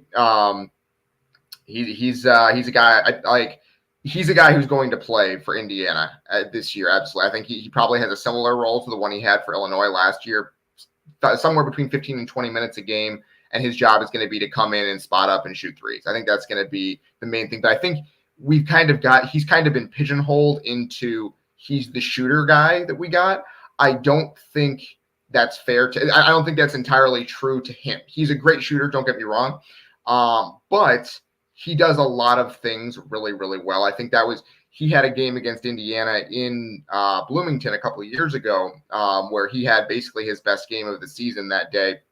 Indiana won the game, but Brad Underwood was asked after the game about Luke Goody, and he basically said, like, you saw today why Luke Goody is such a valuable player. He's an elite shooter, obviously, but he always knows where to be on defense. He's super reliable. He's long. He uses his length well, and he knows where to be on the court at all times. And like every time Brad Underwood talked about Luke Goody, it was always in the most glowing terms. He's the type of guy that coaches like to have on their team.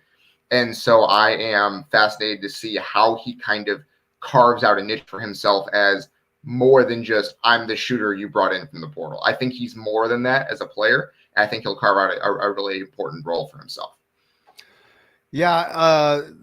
The funny thing is that's talent that, no offense, the Indiana didn't have on the court in the starting lineup last year. Yeah. So to be able to bring that off of the bench is gigantic. Should be gigantic for Indiana.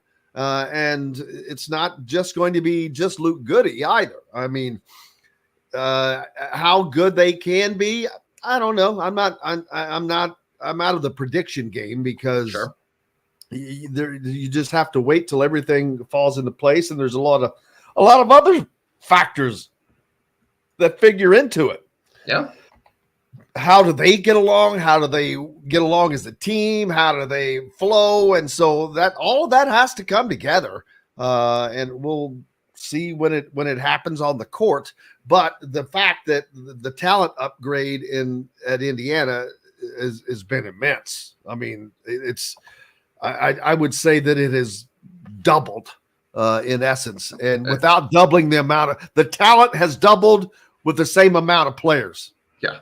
And they still have 2 scholarships left to fill, right? There's still opportunities to add more. And I do think they probably will. And so there are talent. There has been a talent upgrade this offseason, like either Kalen Carlisle, who was one of the best guards in the transfer portal, or Trey Galloway. One of those 2 guys is going to come off the bench for IU next year. And you're going to have Luke Goody coming off the bench. You're going to have Bryson Tucker, the 5-star recruit, coming off the bench. And then these other 2 guys who you're going to add with the final 2 scholarships are coming off the bench. And it's like, for the first time in Mike Woodson's tenure, you might have, well, we can play that second unit. He likes to play the second unit. You can play the second unit and not feel like things are going to collapse around you in the 5 minutes, a lot of them around the court together. So hopefully he learned from last year, and maybe he's going to try. He's going to move them in and out a little bit more. But there's talent in that second unit now where you can think, well, we're not actually going to have disaster happen in these 5 minutes here. But yeah, no, it's exciting to see. I'm interested to see what they do with the final 2 spots. I do think there's obviously probably some depth at the big that you need to have, just because I don't think you can go into the season with Ballo as your only center. I think you need a Peyton Sparks style guy, not Peyton Sparks obviously, but someone who fills that role. Just going to play 10, 15 minutes a game. I think they would have liked to have had Elijah Malone, the kid from Grace, the NAIA Player of the Year. I think he was looking for more playing time. He committed to Colorado just the other day, and so I think that he was looking for a little bit more playing time. But they'll find another backup center, kind of a Michael Durr style individual that they can go out and get. And so just a guy to eat some minutes there on the front court for sure. And then go from there with that last spot. So I'm excited to see what they do. The one thing to me, if I were viewing it as an Indiana fan, I would say that there should only be 3 spots that are pretty much solidified as starting roles. And that would be in Mackenzie Mbako, Malik Renew, and Mr. Ballo. Yeah. Because I know that Kalen Carlisle and Miles Rice have already in most people's minds been pegged in to the starting guard spots. Yeah. Haven't dribbled the ball. Why? Why are they not competing for the starting? Why is everybody not competing for the starting lineup? And that's how it should be. There should be no, well, this guy's got to, with a couple, but the other ones, balls out on the floor. Let them fight for it. I think it's fair to say that 2 of the 3 of Rice, Carlisle, and Galloway are going to start. I think that there's going to be healthy competition between those 3 this offseason to find who the 2 starters are, right? And then the third one will be one of the first guys off the bench. They'll be part of that second unit along with Goody, along with Bryson Tucker, who I think is going to make some impact this year. I'm curious to see where his minutes come from, because I don't think he would have committed to IU if he didn't see a path to playing time. So I'm interested to see where that goes. But I do think that he finds a way, because he's so athletic and so talented, that I do think he finds a way onto the court eventually. So you have Tucker coming off the bench. You have Goody coming off the bench. You have one of Miles Rice, Kalen Carlisle, Trey Galloway coming off the bench, and then Anthony Leal, who I think also should find some. People kind of treat Anthony Leal as just like a feel-good story at the end of last season. Anthony Leal played really, really well at the end of last year. He was an additive to winning. There were reasons that he was on the court beyond we have no one else at the end of last year. He was really, really good. And maybe he's just a guy you bring in off the bench for 10 minutes a game, but that's a good guy to have for 10 minutes a game. Yeah, I just don't know that he's going to be able to find that kind of time, to be honest with you.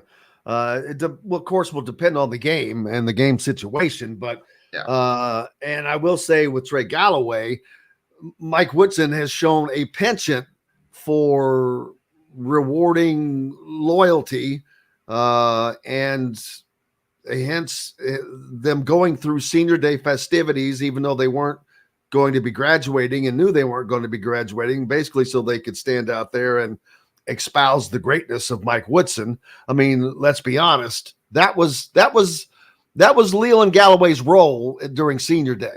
It was not to go through the ceremony because they're coming back next year. They knew they were coming back next year.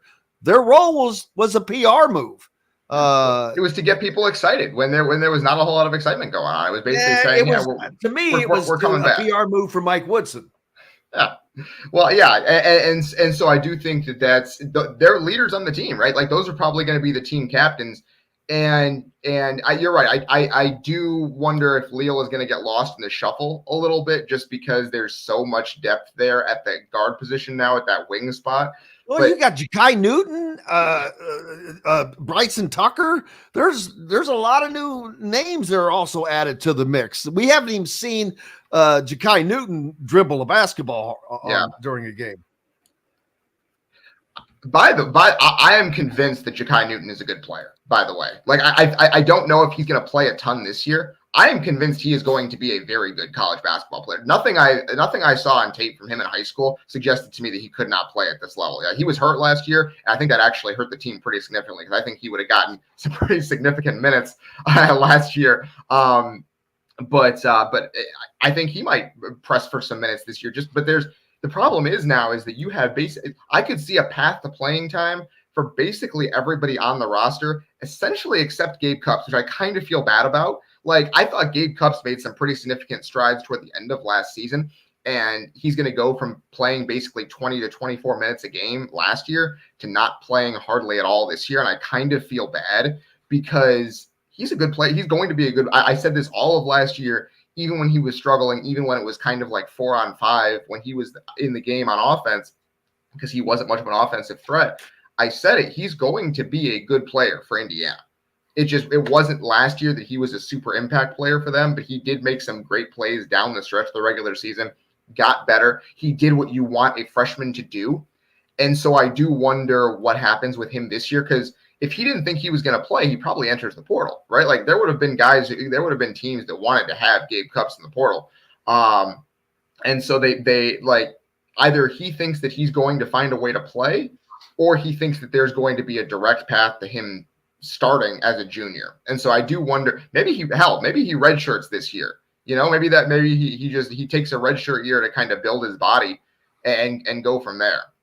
So I'm fascinated to see what they do with him because I think he could be a good player, especially if he works this offseason on what I thought was a fundamental flaw in his game last year was that every time he shoots a jumper, he's fading to the side like that. He's a good shooter who the number one reason he didn't shoot a better percentage last year was because when he would shoot a jump shot, he was fading to one side or the other almost every time. And I think that if you fix that, he has a really, really good stroke and he could be a very good shooter for them. Maybe he's the backup point guard. Maybe he plays 15 minutes a game as the backup point guard to whoever starts at that spot, if it's Miles Rice or if it's Kanan Carlisle. But I'm fascinated to see what his role is because I do think that he could make some kind of sophomore leap where he's a very good player. I just don't know where the minutes are going to come from. It's the same thing with Anthony Leal, where it's like, I think he can be a good player. I just don't know where the minutes come from. Well, then what does Galloway play? Galloway, I assume, is probably going to be, and that's like he can't shoot well enough to play the two. So okay, here's my thing with Galloway as the shooter. And I know we're coming up on time here. Galloway is not a 22% three-point shooter. I fundamentally do not believe that. Trey Galloway is going to shoot 34% from three-point range this year. Mark it down. 34%, bare minimum. Because 34%. Yes, he is a good enough shooter that he can do that. There is no reason that he cannot. We saw it when he was a junior. He shot 46%. He's not going to shoot 46% this year. I get it. He is a good enough shooter to be passable. He was in his own head last year. It was a mental thing, not a physical thing as a shooter. He just got in his own head because he knew that they didn't have enough shooting, and he wanted to be the guy who provided it, and he couldn't do it, and it was driving him nuts. That is not any reporting on my side. It is just what I could see just from him on the court. And like, I watch him in warmups every single game. I get there early to the games. He's out there draining 75% of the threes that he takes in warmups. He has a good stroke. He will be a fine 3-point shooter when the pressure is a little bit more off and spread out this year. I think he's fine. So I do wonder when he's on the court, I don't think he plays point guard would be my guess. I know he's a great creator. I think you want him more off the ball as a creator than you want him being the main guy on the court would be my guess. I think he's a great secondary ball handler to have on the court rather than being your point guard. That's my guess. I'm not sure, but that would be my guess. Absolutely. Five Lefts, just commenting on 1 minute. Me talking about Leal and Galloway at senior day. My point was, I don't have a problem with people loving their coach. They should, and they should stand behind them. I'm just saying, knowing that they were not leaving and that they would be coming back and going through this entire process again, they were purposely trotted out there for a reason. And that, I'm just parroting Brian Evans, the former IU player, who said that very thing, is all I was saying into that. But, man, what an incredible show today. Of course, capped off by Dylan Sinn from the Fort Wayne Journal-Gazette. Great conversation as always. We appreciate you, my friend. Kalen DeBoer, the head coach for the Alabama Crimson Tide football program. Great to have him on. Kyle Neddenriep, also appreciate him joining us on the program today. We're back tomorrow to do it again. I'm thinking that I will be down at Churchill Downs if all goes well. So we'll see how everything works out. But big thanks to everybody. Most importantly, thanks to each and every one of you. Without you, we have no reason to be here. To John for keeping us between the white lines. Until tomorrow, I'm Jim Coyle. I will see you on the radio. Thanks for listening to Indiana Sports Beat Radio. Be sure to subscribe to our YouTube page for more clips and team coverage of Indiana basketball, football, and more. You can also find full episodes and tons of other content on thehoosier.com. We'll see you next time for another edition of Indiana Sports Beat Radio.